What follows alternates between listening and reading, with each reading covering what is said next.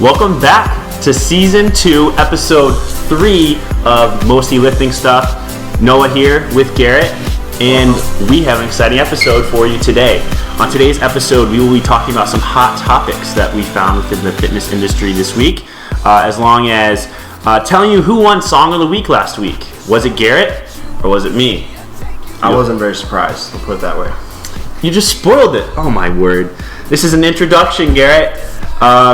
But we're also going to give our song nominations for this coming week. Look out on Thursday on Instagram. We will have a vote up there for you guys. So we'll give you a little bit of my song, a little bit of Garrett's song, and you're going to pick the best song, which will be my song. So look out for that come Thursday. And following that, we just have a Shoutout Sunday from both Garrett and myself for who we want to shout out this week, who we want to share with you guys, who you guys can go follow on Instagram or YouTube, whatever it may be. Hey, it might be a body part. Who knows? We might be shouting out calves today. Can't follow Cavs on Instagram. Yeah, well, you can follow like Cleveland Cavaliers, but yeah, you don't want to do that. There's probably some account dedicated to Cavs, actually. Probably. But people probably just skip over that just like they do on leg day. So, I do. And after that, we have a great interview today with Zach Edmunds. Zach Edmunds lifts heavy shit at OU, and when he's not doing that, he's working on finishing his degree, mechanical engineering. Electrical.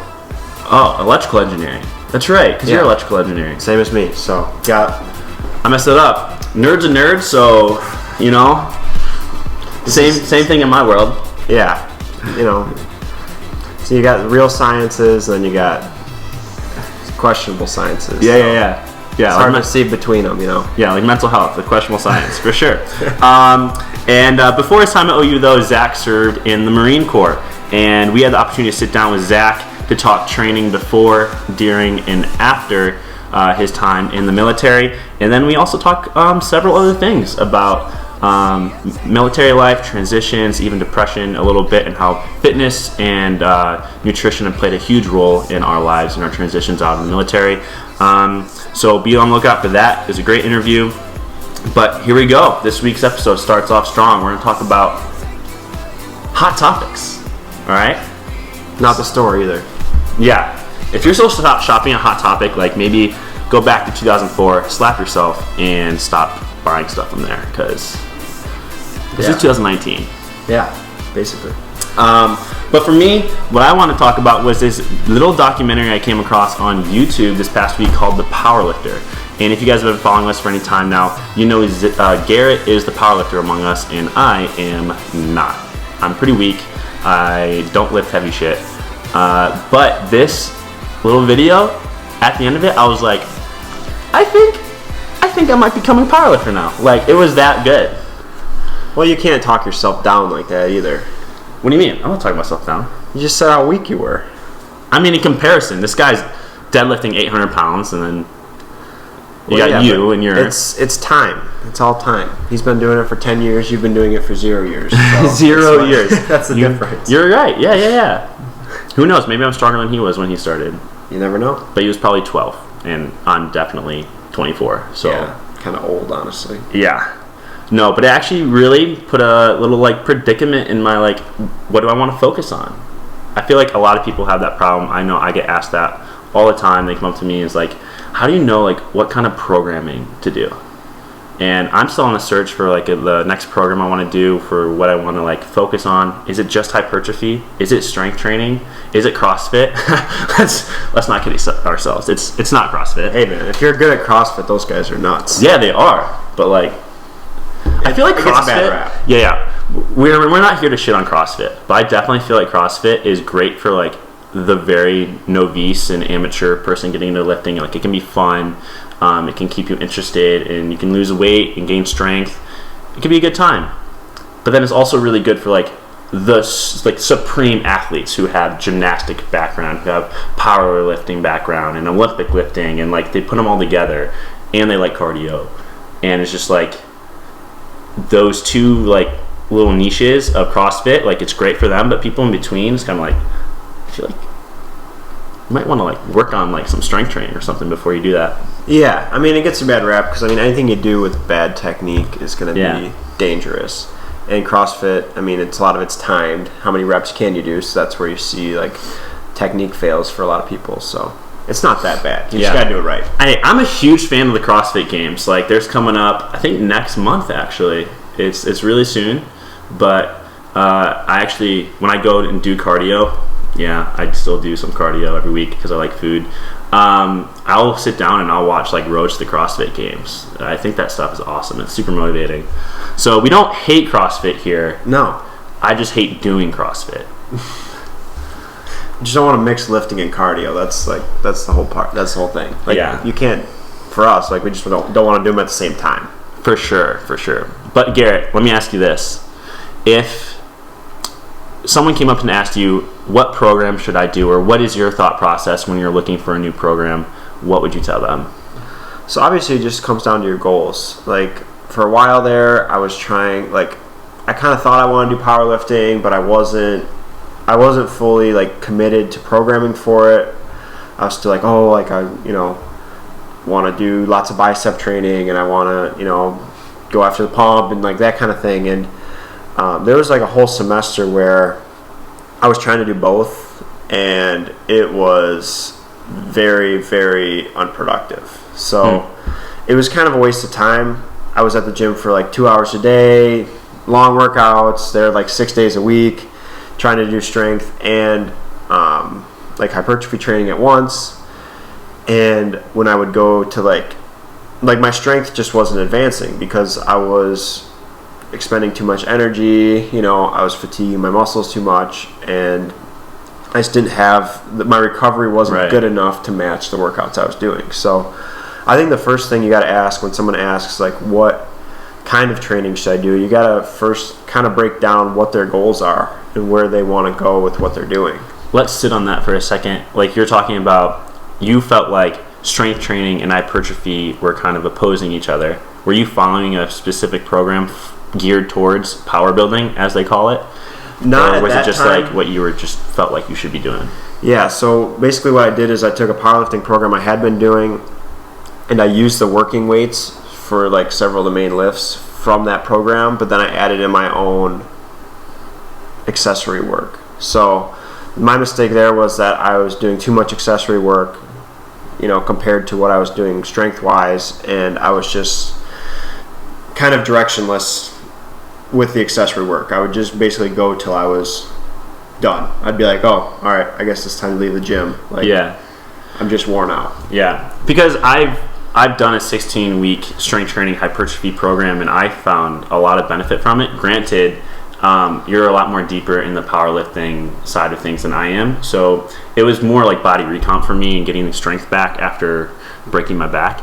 But like, I really enjoyed it because of the way it was structured. It was specifically like you're matching your percentages and your RPEs, and you had to stick to those. Like, if you're like, I could go at a higher RPE, which is a rep per exertion. So if it's an RPE 7, means you should have at least 3 more reps in the tank, right? And before you go into failure. And so like, if Jeff's program said RPE 7, but I wanted to go like RPE 9, I would have to keep myself from hitting that 9 and staying at that 7, because you're at that point, like, you're overexerting your body. I thought it matched up well, but if you're looking for a strength training hypertrophy program, check out Jeff Nippard, my bad. He was a Shoutout Sunday actually last week, so his program's super good in my opinion. Yeah, and definitely if you're looking to do like body recomposition or something like that, adding in strength training to like what you're doing for hypertrophy, you're going to get results from it, because training the compounds, there's a lot of muscle recruitment, there's a lot of effort you have to put into it. I mean, there's a reason that some guys are able to just do powerlifting workouts and they eat like crazy, and they're not, there's a lot of guys that are in really good shape that do powerlifting, that they're not just these big fat guys. No. So I mean, those are out there for there's sure. definitely, but there's a lot of people that are just flat out jacked that are doing just powerlifting, because the amount of calories you're burning doing these movements is pretty substantial. Yeah. Part of me definitely just wants to say like, bye-bye, like, I don't care about you macros, and just get super fat, so like my range of motion is just like that much shorter, and so I can be that much stronger, Or you can just get flexible. Or that, but one sounds a lot easier than the other. Yeah, definitely. No. I think we got a controversy here, though. What do you mean? RPE is rate of perceived exertion. I'm like 90% sure. I've actually, like, I'm not gonna lie, like, I've heard it both ways. Okay. So you might actually be, like, probably correct, and whatever I'm saying is, I mean, you get the same point across: reps per exertion and rate of perceived exertion. Perceived exertion, yeah. I don't know. I mean, it's literally saying the exact same thing, just with different words that have the same first letters. This is why acronyms are for nerds. Let's be real. Who can memorize all that stuff? Like, come on. Yeah, that's true. I'm not about it. You should work in the automotive industry. Literally everything's acronyms, so. Oh, yeah. It's fun when you first start somewhere and everything is an acronym. So what did this documentary, what did it make you, like, how did it affect you? You know, if the cinematography was just next level. No. Yeah, honestly, like, it was very well shot, very well produced, and very well directed. But it followed this one guy who he is pretty well-known powerlifter, but he hasn't been in the game for very long. So he's young and up and coming, but he is absolutely destroying records, the game, everything.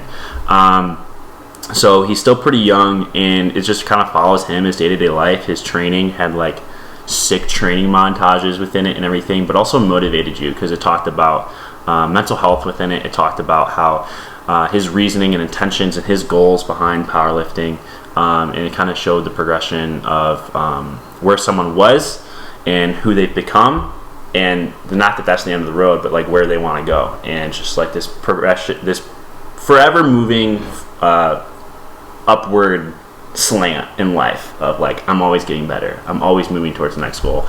So at the end of it, I was like, man, I really want to go lift some heavy shit now. But you kind of have to sit back and remind yourself, like, his goals are a little bit different than mine. So, but also his genetics probably are a little bit different than mine, and his legs are definitely a hell of a lot bigger than mine. So that probably plays a big role.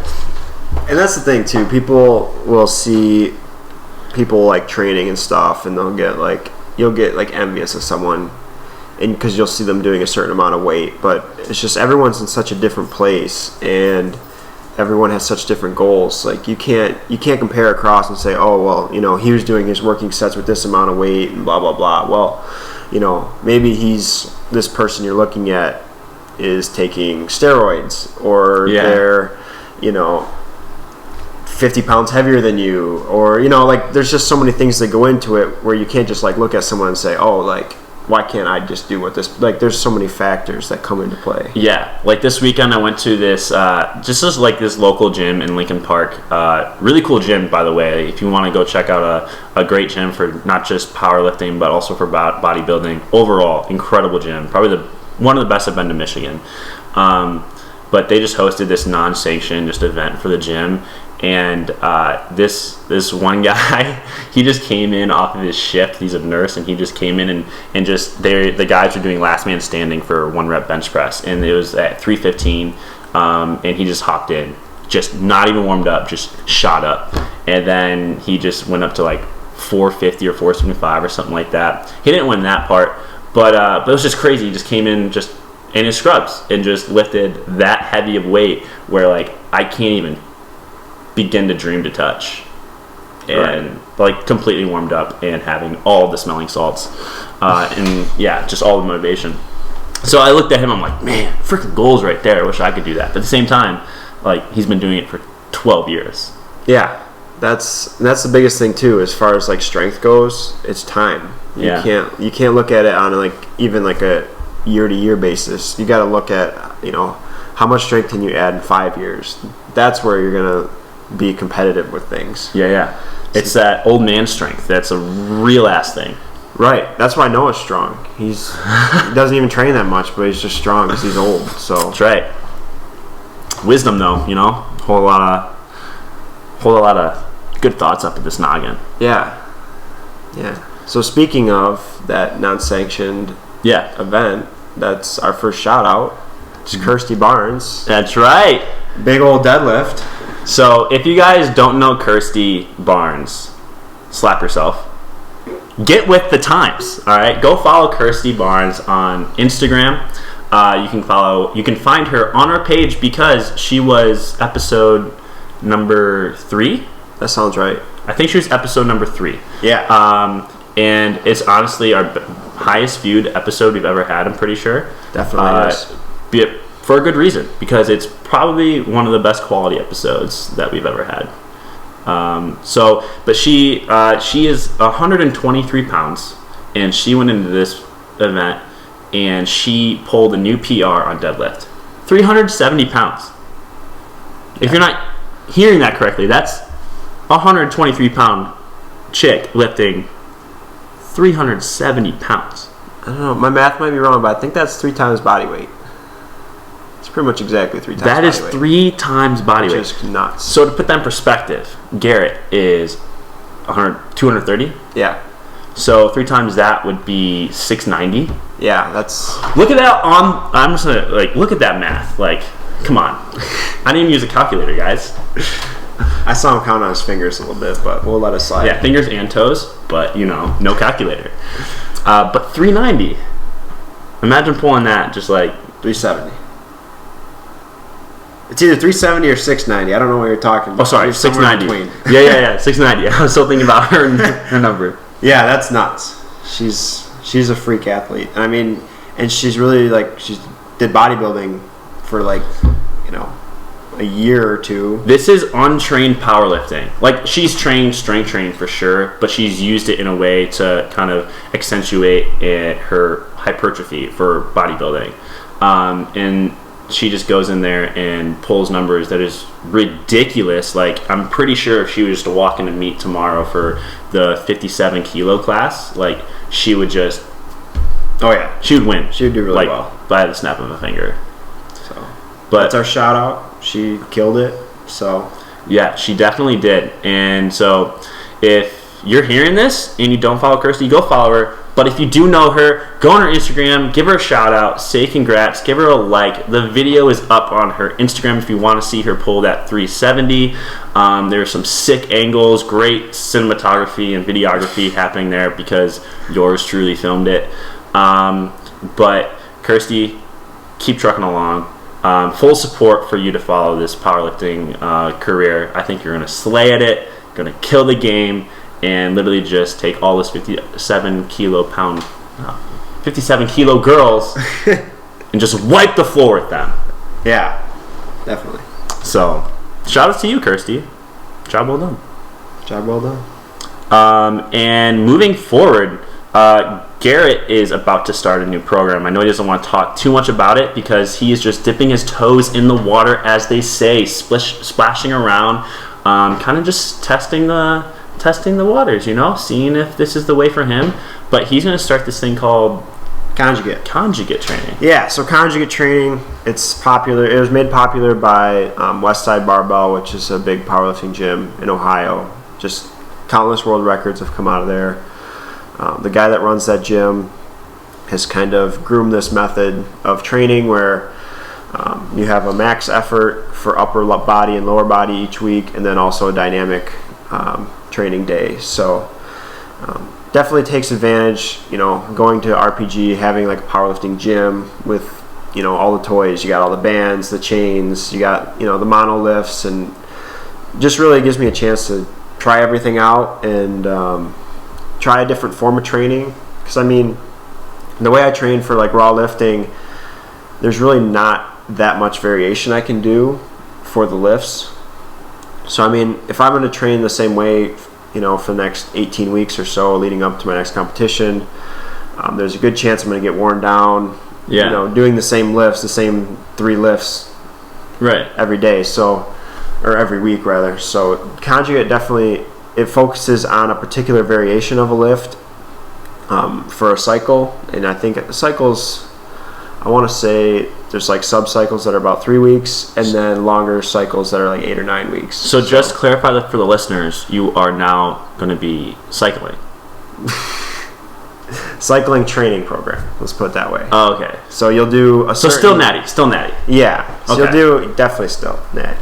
You'll do, so say you'll do banded box squats for 3 weeks, and you'll progress week to week. Right. And then the next week you'll do a different squat variation. So That way you're kind of varying your training more. You're training different parts of the lift. So, you know, on a bench press, maybe you're doing a bench to like a board press where you're coming, you know, a certain distance off your chest each time instead of coming all the way down. So it kind of breaks down the movements, and then you can develop them a little bit differently. So that's awesome.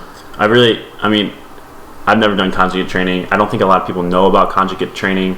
I know when you're talking about doing like banded work and chain work, that's really where you can put a lot more weight on the bar either way, and you don't have all the weight at the very bottom of the rep, but you're still moving the weight, and it's getting heavier the further your movement goes up. Right. So the point of it is that you're not loading up the bar every lifting day. Yeah. So on like your dynamic effort days, you maybe have 40 or 50% of your 1 rep max on the bar, but you're complementing that with bands or chains in a way that you're still going against a good amount of resistance. It's just dynamic instead of just a static load. Yeah. So it's switching the tensions up on you mid lift. Yeah. So it'll be interesting. It'll be interesting to see how my body responds to it, and you know, how my numbers are able to grow. So we'll see. So we'll keep you guys updated on Garrett's progression through conjugate training. Yeah. If I'm in a body cast next week, then it probably didn't go very well. But yeah, we'll let you know. But also, like, this is actually really interesting to me that you're switching up your program. I'm wondering how you found this program, because I know a lot of people look for new programs and don't really know where to go. Because you've hit 2 PRs, one in deadlift and one in bench, just in the last week with the training you've already been doing. So now you're switching that up, kind of taking a leap there. Yeah, so I did a 3-week, like the first 3 weeks of the off-season program I was planning, and at the end of those 3 weeks, I knew I'd left a lot in the tank on both the bench and the deadlift at the meet I did, so I kind of wanted to see what I was capable of, so that's why I tested 1 reps, and I was able to do, with a deadlift bar, which makes it a little easier, I was able to hit 650 on deadlift, and I was able to go up to 350 on bench, so I was able to get some nice PRs this week, and that just kind of helps me set up my training going into the next meet. You know, just knowing that I'm able to hit those numbers is going to give me confidence going forward, and I'll be able to train, you know, because you do most of your training based on what your 1 rep is. And so, like my bench training, I was at a point where it was just like, all right, I'm not training with enough weight where I'm going to be making a difference. Like, I need to be training based on a higher number. So that was kind of my motivation as far as doing that. And I gotcha. As far as switching programs, obviously training at RPG, there's so many strong people walking around, and I don't know if you know who Dave Tate is. No? Long pause. Founder of Elite FTS. I got their shirt on today. But he... Sponsor us if you want, you know? Yeah. We'll always wear your shirts, you know? We'll wear shirts. Free shirts, every day. free advertising. Yeah. But he is the founder of that company, longtime powerlifter, just a teacher and a student of the sport. Yeah. And one of the keys that he said about getting stronger is to be around strong people and be able to learn. And I figured no better way to learn than to start training with these people at the gym that are training this way. So there's a lot of people at RPG that train conjugate, so I thought it'd be a great opportunity to jump in and give it a try. So that's awesome. You guys are going to be able to see a little segment, a little snippet into conjugate training, hopefully in 2 weeks. OU has asked us, the boys at the Mostly Lifting Stuff podcast studios, where we are right now, to do a Instagram takeover. So if you don't currently follow Oakland University Recreation Center's Instagram, go follow them for one. They have some pretty cool content on there. It's run by some incredible knowledge and knowledgeable people. People that can speak better than I can. That's probably anybody at this point. Very tongue-tied. It was a long Saturday night, if you know what I'm saying. But yeah, well, so we're going to be taking over, and me and Noah will be doing a workout at Oakland together. We will not be doing the same workout. We're actually going to give you, we're going to juxtapose powerlifting and your average Joe hypertrophy. Yeah, so we'll probably share throughout the day, you know, our meals and stuff like that, and also share what a typical workout looks like for us. So. Yeah, we're also going to share some sick content, so be sure to follow it. We'll make you laugh, we'll make you cry, and we'll motivate you, you know? Yeah, hopefully. But speaking of motivation, let's move on into our second segment today. Let's inform the people of who won the Song of the Week for last week. Well, obviously it was For Whom the Bell Tolls, so... Obviously, I don't know if that's the word I would use, but it was a very close match. Thank you for all you who won on Instagram on Thursdays, because that's when we post the voting tolls on Thursday. So be on the lookout for that this week. But it was a very close match. I think it was a 6-vote discrepancy between the two. So if this was Florida, I'd call for a recount. Yeah, I mean, mine got 1,006 votes. His only got 1,000. So hey, we still hit 1G though. So very, very close race. But Garrett's nomination by Metallica, For Whom the Bell Tolls, definitely it won. All right, you heard it. I'll admit when in defeat, fair and square. I think he kind of hit the heartstrings of people because he picked one of the best bands to ever live. So when people even see Metallica, yeah, 100% against Trick Daddy. Who the hell is Trick Daddy, right? So. Yeah. So, kind of a lesson learned there. Garrett kind of plays towards like tugging the heartstrings, and I played more towards I want to introduce you guys to new music, you know, to evolving music. I want to get you something that's not in your current playlist, and he's just going to the very first song you added. So, well, we'll see this week. Yeah, we will. So, what's your song this week? Oh, my song. All right, I'm taking a little risk here, and I'm not going to do a song like you where I know it's going to get a lot of votes simply for the song itself, but I'm going to do the song that really tugs at my heartstrings. When this song comes on, my God, when this song comes on, it gets me pumped up more than anything. Garrett came in before this podcast, and I was playing it, and I was just ready. How amped was I? He was pretty hyped up. And this is not a song that typically you think of it like, oh, I want to listen to this to lift some heavy shit. Yeah. This song is a song like when I hear it, it just reminds me of like where I've been, the journey of how I've gotten to where I am today, but also to respect that work that I put in, all the blood, all the tears, all the hours in the gym that I've spent over the last several years to do something with that work. You know, like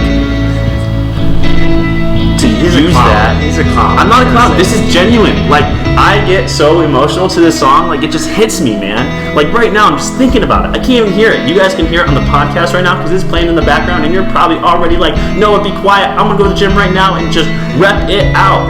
But this song is Home by Explosions in the Sky. A lot of you will recognize it from the movie and the TV show, which is top 3 best TV shows of all time, Friday Night Lights.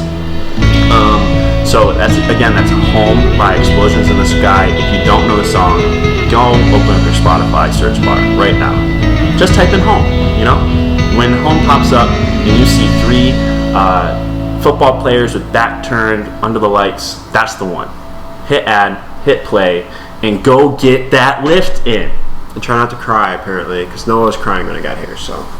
That was for other reasons, but alright. I'm just an emotional guy. Get at me. So my song for this week is Land of Make Believe by From Ashes to New, which probably a lot of people don't know. Yeah. I've actually never heard of that one. It's a great song. I'm going to assume it has something to do with like heavy metal and like... No, it's not really that heavy. But the song is literally like the whole song is about sticking it to the people that doubt you, basically, and proving them wrong. Okay. So it's basically a pre-workout for your ears. Sticking to the man. Yeah. It's like, you know, all these people that are doubting them, they're in the land of make-believe because they're going to exceed their expectations. So that was very poetic of you. Yeah, it gets you hyped up. The engineer with the lyrical talent over here. My gosh. Yeah, I mean, it's a good song, so give it a listen.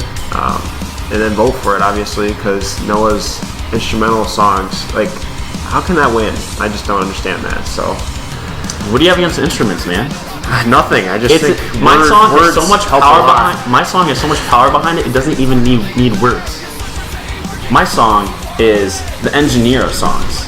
It doesn't have to use words to communicate. Much like most engineers can't use words to communicate.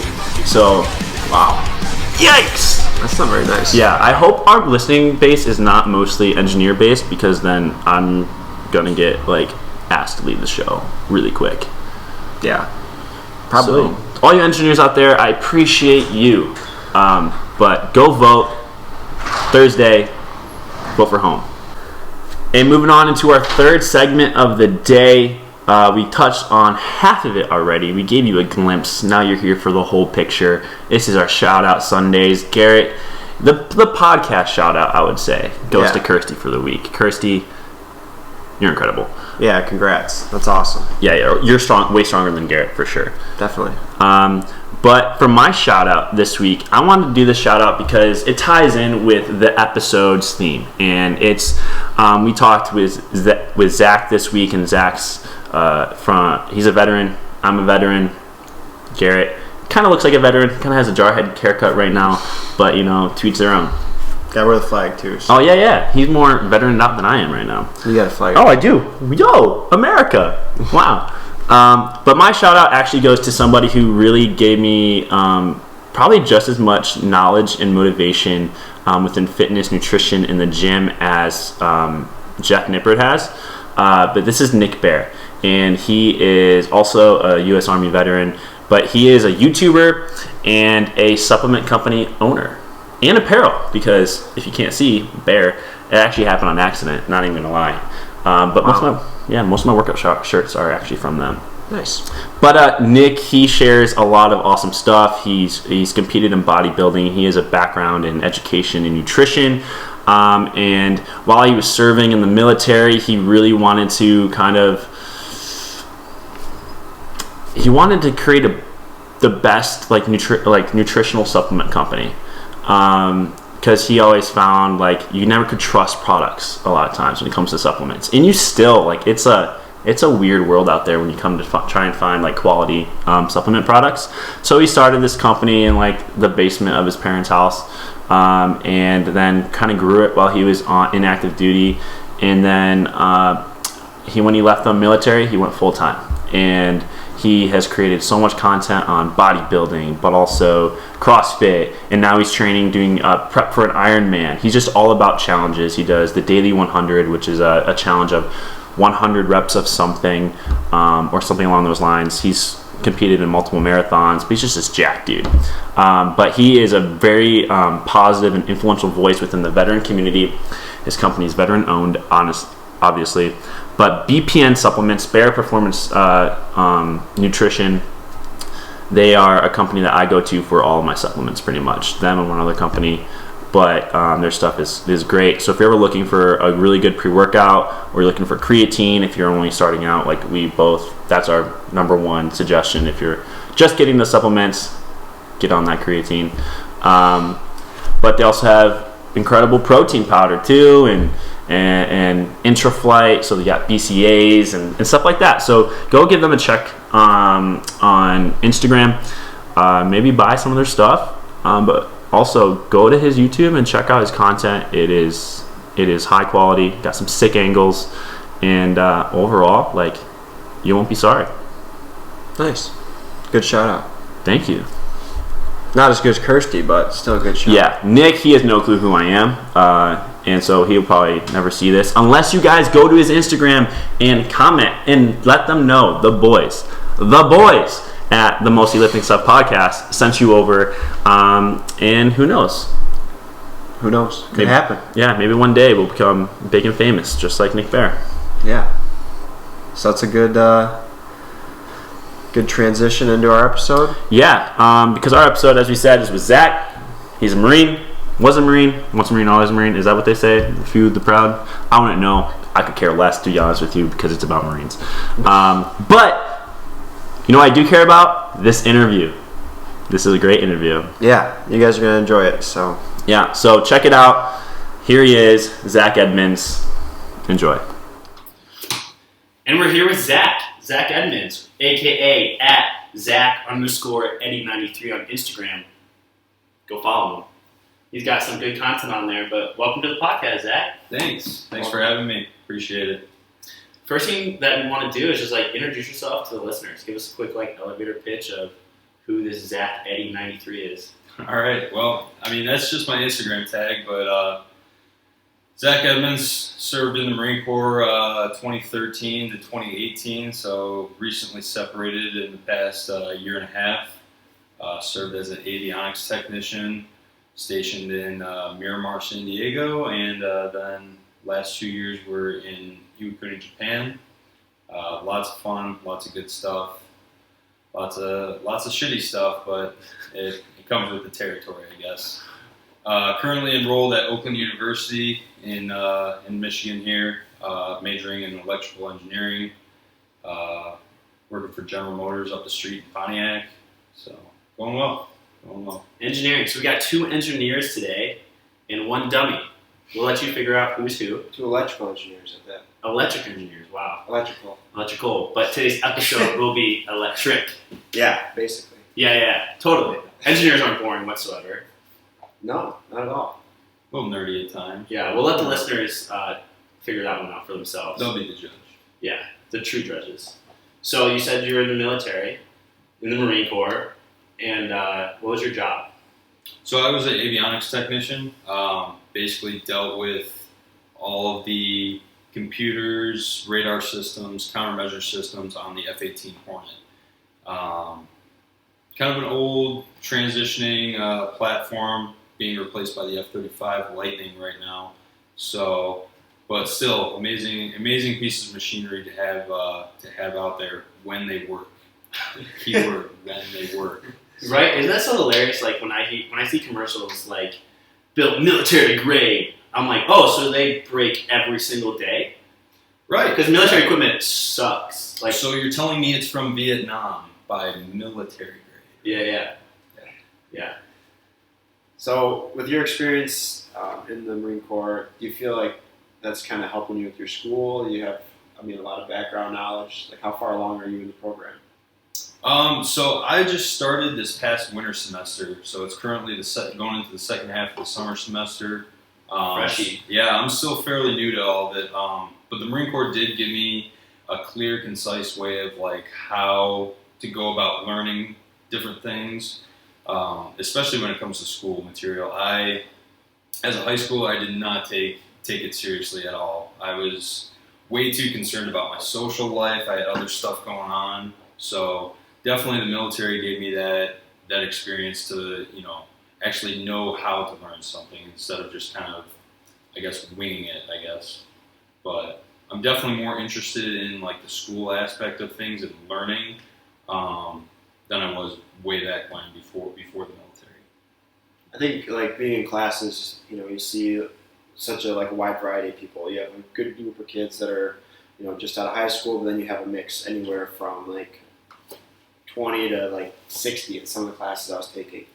And I did notice a lot of times the people that had experience outside of school in between were a lot more serious with their studies. They were the ones that were constantly asking questions and more engaged. Sure. That kind of put it into perspective, what the education means. Where you got kids coming out of high school and it's just I'm just here because that's what I'm supposed to do. Right. Yep. And that's kind of how I felt coming out of high school too. I felt like it was expected of me to go to, fill in the blank college in such and such program and learn X, Y, and Z. So I know now I've definitely noticed that I relate it more to my job outside of the Marine Corps and stuff, and think of different ways that certain classes and courses that I take could apply to. Yeah, I know for me, because I was in infantry in the Army, so a little bit more prestigious and better than what you did. Sure. We'll Yeah, go with that. Yeah. Definitely. Whatever makes you feel warm and fuzzy. Yeah, and then we got Garrett over here. He's repping the Marine Digit camo over here back in Desert Storm. So there you go. I guess you have support from Garrett because that's a Marine. Yeah, uniform. you got the flag on, so. Yeah. Embraces suck. That's actually one of my mottos in life. I like it. But so for you in high school, very much the same route. Everyone was supposed to go to college and stuff like that. What led you to go into the military instead of doing that route?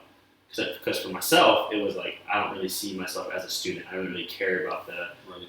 I didn't see myself other than being in a military role because I was really into athletics and physical stuff and doing the cool shit. as the kids would Yeah, say. Or so you would think you would do in the military, Definitely. not just cleaning toilets and doing push-ups all day. Field day was life. So what led you to go into the Marine Corps? So, like as I said, I mean, I felt like it was just expected out of me to go to, you know, a college, and I did have that transition period. I went to Oakland Community College, and it seemed like a different, you know, rendition of high school to me. So I was like, you know what, like this isn't cutting it. I need to get hands-on stuff. I need to have a little bit more discipline with, you know, my academics and stuff. I need to know what I need to do at all times. So naturally the military came up, and I think it was one of those things that was always in the back of my mind, but I never really thought that I had the guts to pull the trigger. So finally did it. And then you started pulling a lot of triggers at that point. Yeah, well, you know, every Marine and rifleman, so.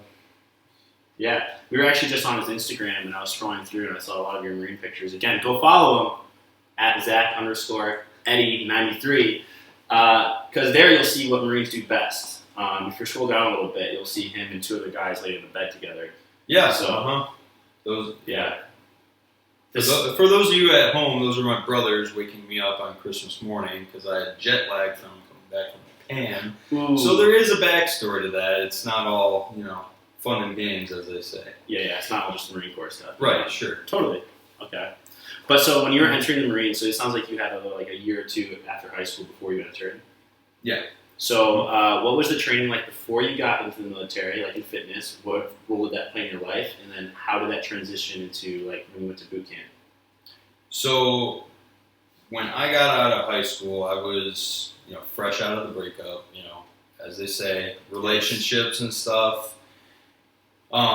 So they say, you know, breakups of relationships make bodybuilders. You know, you get in the gym and you're all pissed off, and you end up putting on, you know, 15 pounds in I feel that.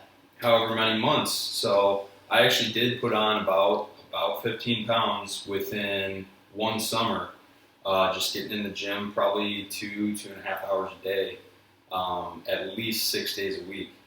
So, and that was before I knew I was going into the military. Once I did know that, oh man, like they're gonna have my ass running left and right, up and down, sideways. I was running on some trails over by my parents' house, probably 3 miles in the morning and 3 miles in the evening, and trying to get a lift in, you know, at least every other day, but mostly just working on the cardio, the pull-ups, the push-ups. Crunches were a big setback for me. I'm not really a core guy, as you might know. So you probably slimmed down a little bit too. I did. Going into boot camp, I think I was still weighing probably about 193 to 195, and lost it all. I came out of boot camp weighing maybe 175, if that. Because I'm assuming boot camp is pretty similar to basic training when you juxtapose it from Marines to Army, where like you do PT all the time. Like you wake up in the morning, you do actual structured PT for an hour and a half to 2 hours. And then from there, you go and you run, like you change, but then you run to your dining facility. You eat breakfast like super quick, and then you run back. And along the way, you're getting correctly trained the whole entire time. And throughout the day, you do field exercises and field trainings. But throughout that whole time too, it's already like physical activity. Oh yeah. You're getting your balls smoked off the whole time, getting screamed at until you get to eat again. And then you're running to the dining facility, running back, getting correctly trained again for another 4 hours. Finally get dinner, come back. Like there's no weights involved in basic training whatsoever. I didn't see a gym for my whole time. I didn't see one at Fort Benning. So for over 4 months, I didn't see one weight. Yeah. I mean, Paris Island, it's where I went to boot camp. It's along the same lines, but there's definitely a method to the madness. You know, you break it up. Our boot camp, at least, you break it up into 3 phases, and each phase is 4 weeks long. So during that first phase, it's basically PT every day. 5 a.m., you know, you're up there, you know, grinding it out in the field with whoever's in your platoon and your drill instructors and those other people that are in your company. And then they slowly just taper it off as the phases go on and on until you're made into a basically trained Marine. So So how did you like the structure and like the discipline and all that? Did you find it like tough to adjust to, having like somebody basically telling you, when to eat, when to sleep, when to breathe, basically? So there's a saying, like with Marine Corps boot camp, they say that boot camp is going to be the easiest part of your career because you have all that stuff planned out. You have somebody, like you said, when to eat, when to sleep, when to shower. It's all laid out for you, and all you have to do is follow the rules and play the game. So I think adjusting to that, I kind of sort of knew what I was getting into, so I don't think it was a huge adjustment for me. It was just little things that I picked up along the way, and I always, value those lessons that I did learn earlier on in my career and stuff. I think one of the biggest things that I took away from boot camp, which isn't even military related per se, is that the saying that somebody always has it worse than you. No matter how bad you think you got it, there's always somebody out there that's a little worse off. Yeah, so, I was going to actually just ask you, like, did you think your boot camp was actually difficult on retrospect? Because when I look back at my time, basic training when you're there, it sucks, and it's a grueling 4 months, and it gets easier as time goes on because you realize it's just a psychological game. And like the biggest lesson I learned through the whole time that I was going to take with me to the military, but now after the military, is the pain has to end. No matter what, the pain has to end. Yep. And someone has it worse than you, just like you were saying. Yep. So for you, when you look back at boot camp, was it actually very difficult? I don't see, like how you said, with the whole mental aspect of it, and then there's the physical aspect. I don't know how you would define the word difficult in this case, because there's so many factors that contribute into that phrase, was it difficult? Sure, it was difficult being away from my family the first time, and, maybe I wasn't in, the best shape of my life going into it. Maybe I wasn't the most disciplined, but did I come out, with a good head on my shoulders and knowing, what my purpose was? Yeah. So, sure, there were times in boot camp when it was difficult. There was, games to play. There was tears. There was blood. There was sweat. But you get through it and you persevere no matter what. So then, what was it like once you're done with boot camp, and then do you pretty much go right into your deployment, or?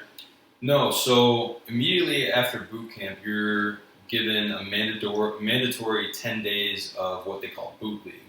And that's just kind of like to decompress, get adjusted, take a break, kind of just mellow out after, this 3 months of stress and, physically demanding tasks that you're given. So you go home or to, wherever it may be. And then every Marine from then on either goes to, if you're a combat MOS, you go to the School of Infantry. Yep, there you go. Or you go to Marine Combat Training, which is just the basics, 4-week course, 2 weeks in classrooms, in the barracks, learning fundamentals, and then 2 weeks out in the field. So being an avionics technician, it's a non-combat MOS, so I did go to basic combat training, and that's just furthering, your skills that you learned in boot camp, following up with certain fundamentals that maybe they didn't quite focus on as much, or maybe they weren't as detail-oriented with. So after combat training, that's when you go to your actual MOS or your job school. Where you get trained to do whatever it is you'll be doing in the Fleet Marine Force. Yeah, I'm glad Garrett asked that question because I feel like that's one of the most misunderstood things, even entering into the military, but people who haven't served, like what day-to-day life looks like while you're in the military. Like when, I don't know if it's called garrison, where in the Marines, but the garrison army, so like when you're in the States, it's actually like, I would say, it's a lot more strenuous than actual like deployment in a lot of ways. It can be, yeah. I would partially agree with that. Yeah, sure. But you're like your day in and day out. Like you wake up, at 5:30, whatever it is, you go into your first formation, have PT for an hour and a half, then you have breakfast for like an hour and a half, then you show up at work again at 9:30, and then you're at work, and then people don't really understand like what work means. Like, if you're not deployed, then are you just like sitting around? Like, I had no idea, no visualization of like what that looked like before I entered, and then when I got there, it was kind of a shock. For me, being in the infantry and being in combat arms is completely 100% dudes. Alpha of the alphas, all battling each other to be the most alpha. So it's just a bunch of like testosterone fueled like dickheads yelling at each other, fighting every day. Like, if you're a private, getting your balls smoked off constantly. And I guess that for people who weren't in, that basically means like getting correctively trained like all day long. So I'm about you, like once I got to like a position where I was in charge of like training other privates or new privates to come to the unit, my favorite like go-to smoker was the electric chair, but making like the world's heaviest pen. So you'd be like, go sit on the wall. Then you go sit on the wall, then you take a pen out of your pocket and you say, put your fingers out, point at me. And you point like your fingers like 5 inches apart with your arms straight, and you put the pen in between. They say, hold the pen, don't drop this, or else. And then you make them sit there for like 5 minutes, and their whole body's just convulsing. Like, it's the worst. But that's every day throughout the whole day. If you're not doing that, you're studying. For me, it was like studying weapon systems and battle tactics, and for you, it was probably aviation stuff. But yeah, so every day, it's like a grueling process. Like, when you're not deployed, honestly, it's a little bit more stressful in a lot of ways. Yeah, I mean, I can definitely relate to that. It's good that we have both the ground side and the air side on this podcast too, because we can kind of sort of compare, two different sides of two different branches. We get even more diverse with that. You coming from the infantry, me coming from the air wing on two separate, services is, there's infinite shit that we can talk about. There really is. You guys probably don't want to listen to most of that, but 99% of that you could care less about. Probably not. But I remember like when I was going through air assault school and then we were doing air assault like field tactics, like we would be so tired and so grueling from spending like maybe weeks at a time at that point out in the field, like never seeing the inside of the building. Usually, the slogan at Fort Campbell, it ain't raining, we ain't training. So like it always sucked when you're out there. And then we finally get in a helicopter, and that's when we could get our naps in. We'd go for a quick ride, 30, 45 minutes. We'd be out like a light for the whole time until we get the 2-minute warning signal, and then we would like do our air assault stuff. But I remember always looking at like the crew members on the Blackhawks and just being like, damn, I wish I had your job. To be honest with you. Like, you just sit up here, just chilling, taking flights all day, and we're out there just getting screamed at and life really sucking. Oh yeah, yep. And it's not to sell either one of the services short or anything. Everybody's got their little isms to go through, and I'm sure that I could come up with a number of different comparable experiences. But yeah, in the air wing, it is definitely different. You guys are learning battle tactics, cleaning weapons, probably PT a little bit more than, us in the air wing, but, we get into work too, and it's like, all right, these flights are going out in, half hour. Pilots are walking right now. So be on your P's and Q's, don't get sucked up into an intake of an F-18 Hornet, and, God bless. So can you kind of walk us through, because you kind of told us like, where your fitness went when you were in basic, like, can you tell us like how it changed and like how it progressed like through your time in the service, like going through the different steps? Yeah, so I mean, first and foremost, there's 2 tests per year in the Marine Corps that are required as part of your time in service, and they also count towards promotions, awards, and stuff like that. And that is the PFT and the CFT. The PFT is the physical fitness test, which consists of a max set of pull-ups from a dead hang, a max set of crunches in 2 minutes, and a 3-mile run. So, to give you any idea, perfect score on pull-ups is 23. Perfect score on crunches, I believe now, is 115. somewhere around there. And then a perfect score on a run is a 6-minute mile, which brings it up to 18 minutes for the 3. So pretty demanding there. And then you've got the combat fitness test, which consists of a straight out half-mile sprint. I think it's 880 meters that measures out. Full out sprint in boots and utes. You come back to the event and you do as many ammo can lifts as you can. So overhead, military press, chugging up and down. I think a perfect score for that is somewhere around 100 in 2 minutes, just like the crunches. And then from there, the combat fitness test goes into this crazy relay down a football field or something that's marked. And it's basically like doing suicides with an exercise at each line that you have to cross. So, and part of that is carrying a battle buddy, doing buddy drags, and then carrying him up on your shoulders in a fireman's carry too. So, but adapting to that, everybody kind of adapts to that. When the PFT's coming up, or the CFT's coming up, you might want to start running, because nobody likes to run. I don't care who you are. Nobody says like, "Oh man, I love running." No. Yeah, if you're listening to the Mostly Lifting Stuff podcast and you're like, running's my favorite. We love that you're here. That's what hopefully Evan's thinking that right now, I'm sure. Yeah. Hopefully we change your mind at the end of this. Right. Running sucks. So there's really, besides like the ammo can, like lifting and stuff, there really isn't a premium for size though. Size is just going to hurt you. Yeah, I was going to say size combats your actual ability to do all these very functional combat style exercises. Mm-hmm. You're scored and you're rated on all of this. And so a lot of times for our PT test, a lot of the really big guys didn't do the best because big bodies don't move as quick as small bodies typically. And when you do it burns a lot more energy. Yep, I've seen very few guys that can do it all. And chances are that's all they do is PT. They have no social life. They've got nothing, I don't want to say nothing else going for them in the military, but they don't do any of that extra, maybe academic shit that they should pick up on.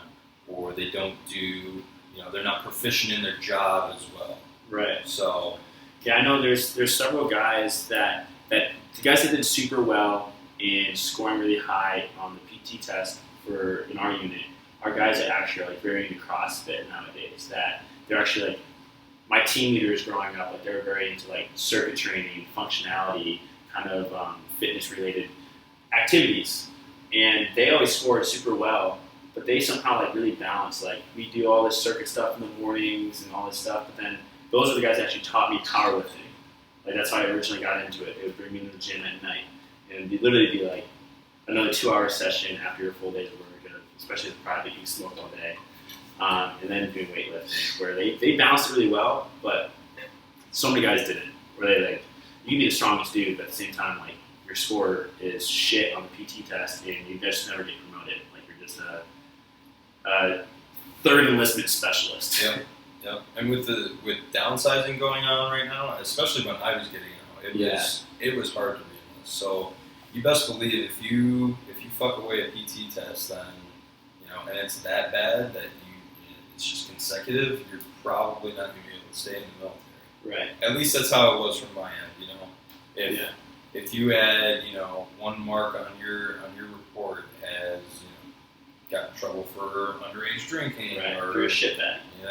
Failed this PT test, you're probably not going to be able to re-enlist. Right. So with your fitness being very functional, at least for the testing side of it in the Marines, how's that transition from your own transition out of the Marines in the last year and a half to what you're doing today? How does it does it intertwine at all, or is it just completely different? No, I think some of it definitely intertwines. I always try and get my pull-ups in every back day at least. If I'm just bumming around the house, I'll go hook up a pull-up bar to the door frame, crank out a set or whatever. Just to get something going for me. So, and as I mentioned earlier, the pull-ups were pretty heavily focused on the PT test. But now that I'm out, I kind of see myself as more of a lifter. I've kind of committed to it more. I think it feels good, like, you know, when you can actually get into the gym and put up that PR weight that you've been wanting to get. You know, it feels good not to have that pressure of like, oh, I better start running. You know, I better start training for this PT test. You know, because once again, cardio is a huge aspect of the military as a whole. So, and I'm not a cardio guy. I'm not a NAB guy. I'm not a cardio guy. So, but yeah, I think I have definitely seen myself as more of a lifter now. So you say you like mostly lifting stuff, then? Mostly lifting stuff, yes. Wow. Pick things up, put them down, you know. Yeah, totally. So do you have any like further ambitions of like getting into competitions at all or anything like that? Or is this more so just like you like mostly lifting stuff because it's like an intrinsic like motivator and important stress reliever in your own life? Yeah, I mean, I would lean more towards that aspect of it. Just, you know, it takes stress out of the day-to-day. You know, you make friends and connections in there, like how you and I linked up and stuff. You know, so one of your partners in the gym may have like an idea for a lift that you might not have thought about before, and it feels like I said, it feels good to have that personal, you know, thing that you can call your own. Even though there might be other people in the gym sharing it with you, you're in your own world. So it's like, once again, definitely more of a personal thing for me. I don't have any plans in competing or in any sort of meets, whether it be powerlifting or IFBB or anything like that. But you know, you like to look good, you like to feel good. I know when I'm out of the gym for any more than probably 4 days and I come back, it's like, oh man, why did I spend so much time out? You know, you might not be able to put up that weight when you get back in there that you could the week prior. You know, you just got to keep yourself active. So what kind of structure do you follow right now? What's a typical week at the gym look like for you? So I mean, I don't really have anything to go off of. I don't have any set plan. I normally try and start the week off with legs, just because I know that they're probably going to be sore all week. Yeah, especially when you're doing with me. Right.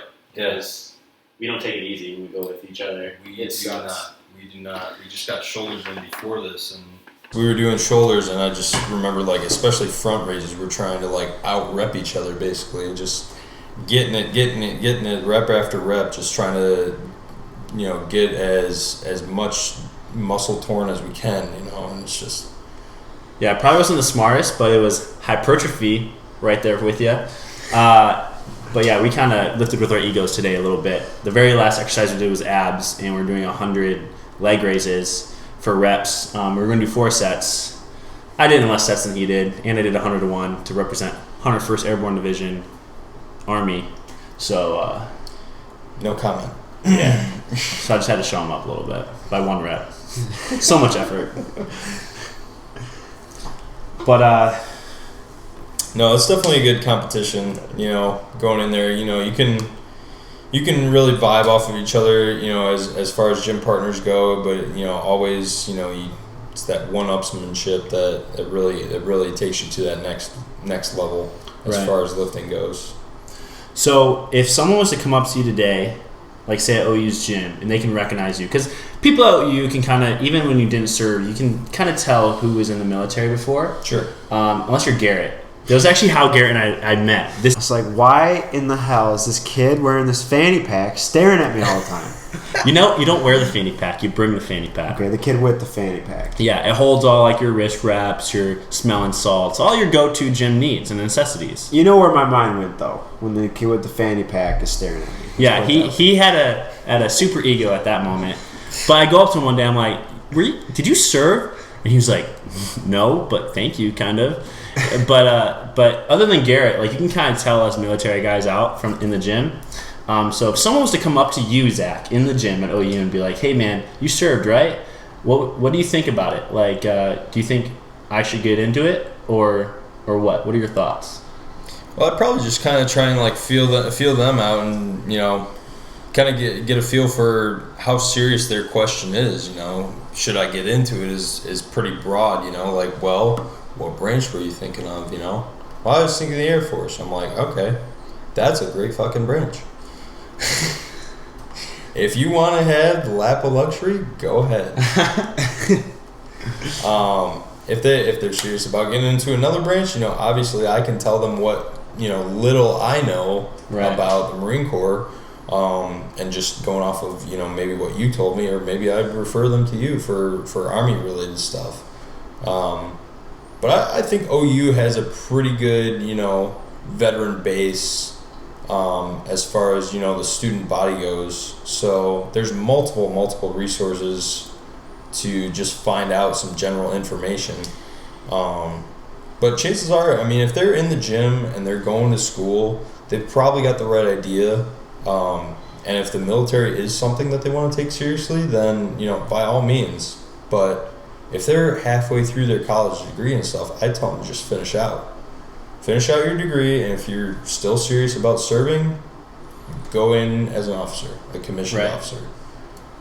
You'll be making some good money. You'll be doing what you want to do. You'll get that job satisfaction and that self-satisfaction out of it. And you come out with experiences of a lifetime, But yeah, like I said, if they're in the gym, they're going to school and stuff, chances are they have that discipline. It might just need to be fine-tuned a little bit.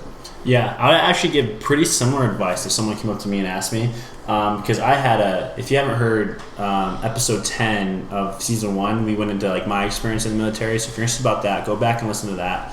But I had a love-hate relationship with my experience. One, I loved it, but at the same time, just like everybody else in their experience within the military, especially within a combat arms environment, it sucked a lot. And I have a lot of find a lot of value in embracing that suck, but at the same time, it's not meant for everybody. If 17-year-old Noah, because that's who I was when I enlisted, asked me, I would honestly say I would tell him do it, but at the same time it's not what you think. It's really not. But there's other people that would come up to me and honestly if you're in school, you're living large right now. I would honestly tell them finish out, go in as an officer, but I really don't think the people that are going to the military today, at least the privates when I was kind of on my way out, live up to that standard, because I don't know. I feel do you feel like there was a lack of standards from the time that you got in as a private or a corpsman or whatever you guys are called to when you got out? Yeah. Yeah, definitely PFC actually, but sorry, still a private. Hey, whoa. No, I definitely noticed it. Especially on my way out. Even when I could stop caring as much as I did, I had other stuff to focus on. Okay, what's my game plan when I get out and stuff, And this is a couple months out from my end of service and stuff, but looking at the individuals that were coming in and everything, it's where is the root of the discipline, Yeah. Where is something going wrong in boot camp? Are these drill instructors or drill sergeants not coming down on them as hard as they need to be? And I can see it nowadays, especially with classmates at OU and stuff. It might not be they come off try to come off as rude or disrespectful or anything, but it's definitely a different generation, and I can't really find the right word to describe it. But I get that. I'm sure you see it too. I think someone who has a degree in psychology and is in grad school for counseling, so very much understand morale within a unit. I very much understand the importance of not belittling somebody, bullying somebody, that can do to an individual long term. And I kind of look at, like, I see it from both sides because I'm now almost 4 years removed from my service. And just over the last, I'm entering that gap where at the beginning of this year to now, so in the last 7 months, there have been 8 guys that I served with that I knew that have committed suicide just in the span of 7 months. And they all come from the very old school Army. Like our unit, like we were under investigation my whole time I was in the military because of hazing and stuff like that. I was brought up in a very old school way, where it was like, put your nose down and like just grind it out, and your life sucks. But like once you go through that, like you've earned this kind of like status, like right. you've earned your position, right? And it feels that much better at the end that you know that you put in the time, the effort, the blood, sweat, and tears, all the trash that everybody talks about. We can sit here and bullshit a million different cliches and phrases that we've heard throughout our careers and stuff. But when it comes down to it, if it, like I said, it does feel that much better when you accomplish what you need to accomplish, knowing that you put your nose to the grindstone and you hardened the fuck up and took care of what you needed to take care of. So yeah, and I think with that, growing up essentially within that environment, that was where discipline was instilled. Yep. And then when I got very political the last half of my time in the military, where you couldn't smoke the guys like you were smoked before. You had a certain rep range that you were allowed to make them do push-ups in. So we got creative with it for sure, where it still sucked, but at the same time, like, the discipline wasn't there, the respect of the chain of command wasn't there, and that was all learned from my experience through like kind of getting the shit beat out of you growing up. Like not physically actually like getting punched in the face or something like that, but them like actually making you go to the edge and past that edge and prove that to yourself that like you can get through this hardship. Right. Like there's light at the end of the tunnel. Yeah. 100% agree. So bringing it back around to your question there, what would I say to, somebody that walked up into the gym to me and asked like, hey, like, is the military for me? I'd give them some of my experiences, tell them what I've been through, ask them if it's something that they can handle, and if they think that it is, go talk to a recruiter. I'm not gonna deter somebody from joining the military if that's what they need to do. If college isn't for them, or maybe it is and they want to join afterwards, by all means, like I completely 110% support anybody that wants to join the military and that's serious about it. So, I mean, yeah, sure. Ask them a couple questions. Ask them if they can, if they think they have what it takes, and just get some general information out of them. Yeah. Give them some of your experiences, and don't embellish it. Right. There's tough times that are gonna suck, like we were just saying. But. And that's the thing I miss the most. Yeah. The thing I miss the most is the people.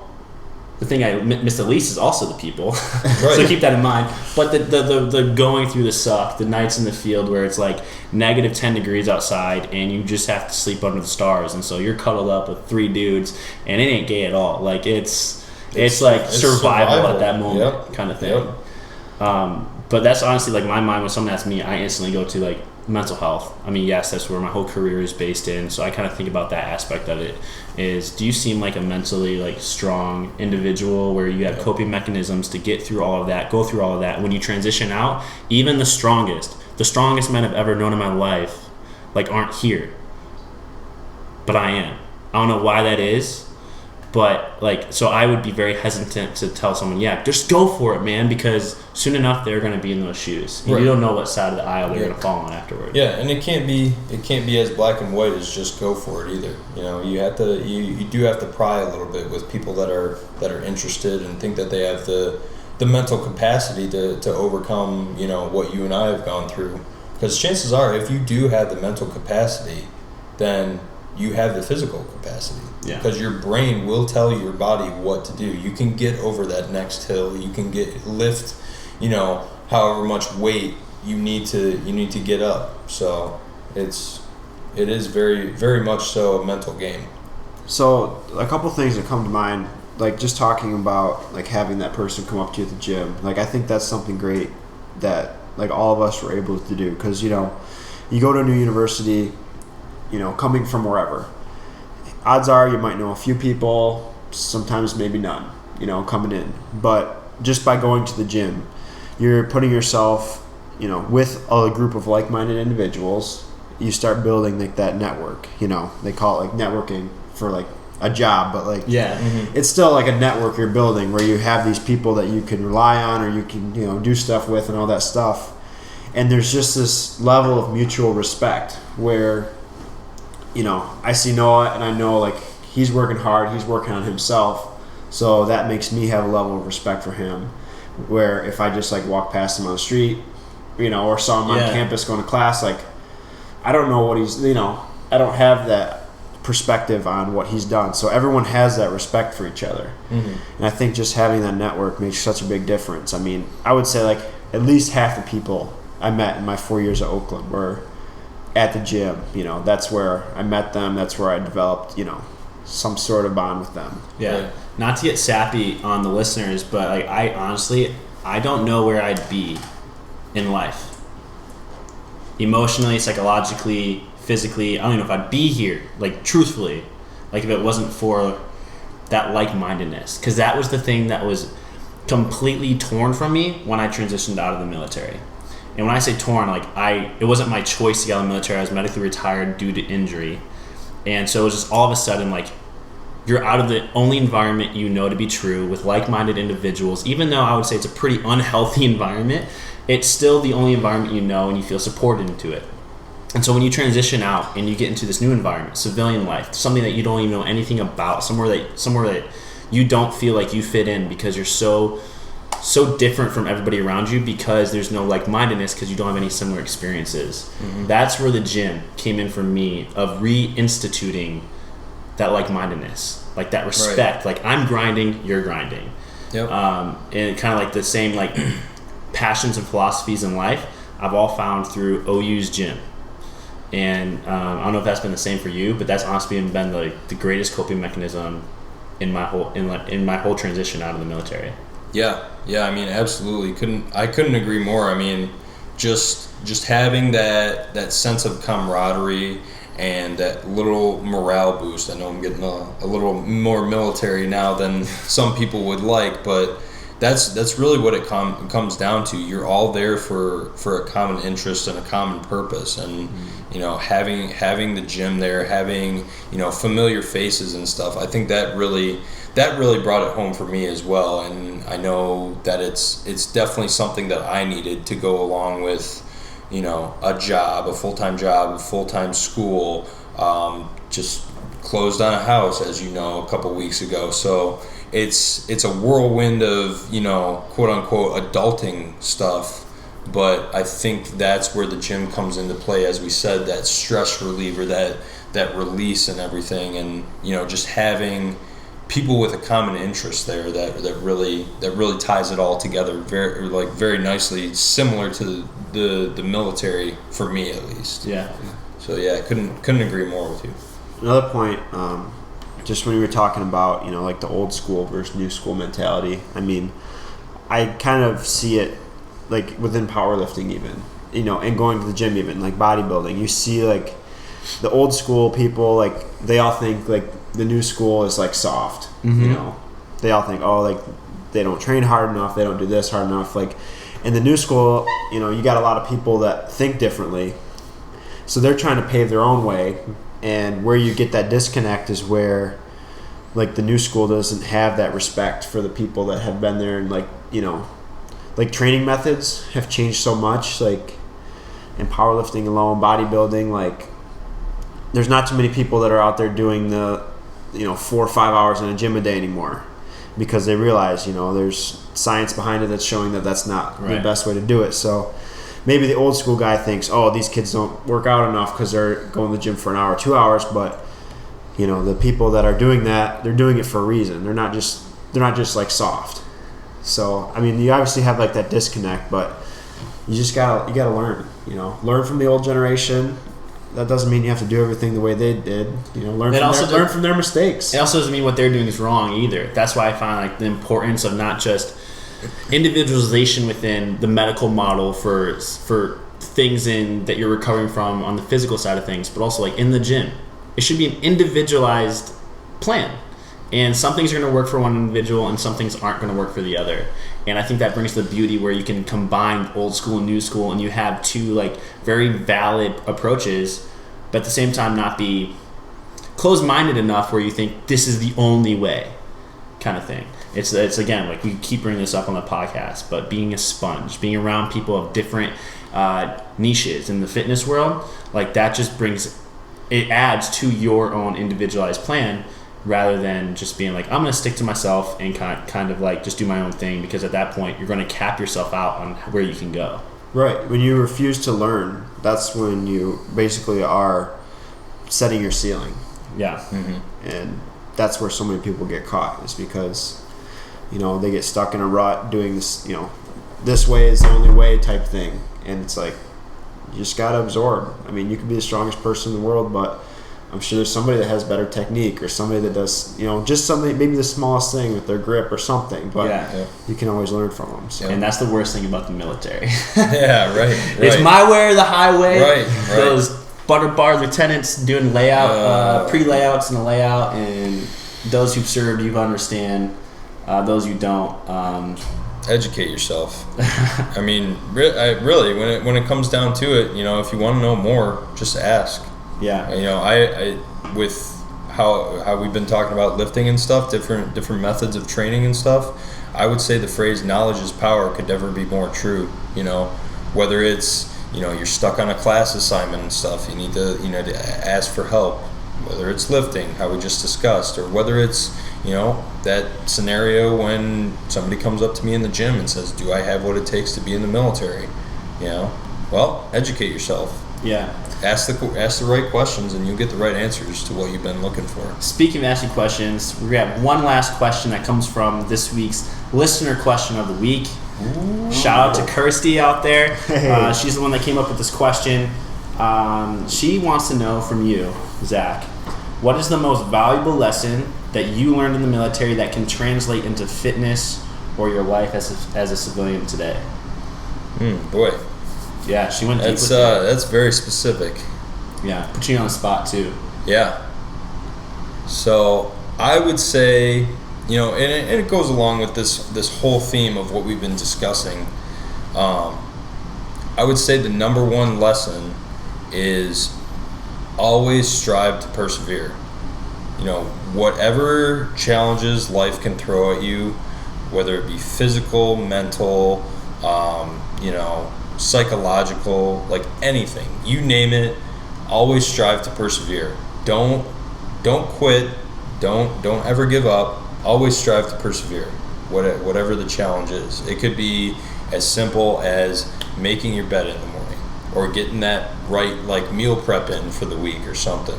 Yeah, it's that balance of discipline. Right. It's always that balance of discipline, and it's just striving to persevere. I love that. Kind of like embracing the suck. Exactly. Wow, that was a plug. But thank you for being here, Zach. I know we had a good time today with our lift. But seriously, taking the time to come on here and being vulnerable and sharing your story with us. Absolutely, really appreciate absolutely. it. Yeah, I'm thankful for you guys having me. It's always good to talk about this kind of stuff. If any of the listeners have any questions, by all means, I'm an open book. So, and any vets out there, if you have any questions about stuff, if you're having a hard time transitioning out, I've been there. Okay, this time last year I was a wreck.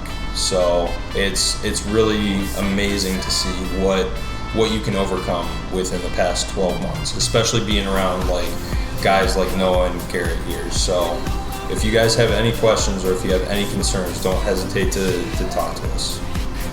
All right. Thanks for coming out. Yeah, thanks.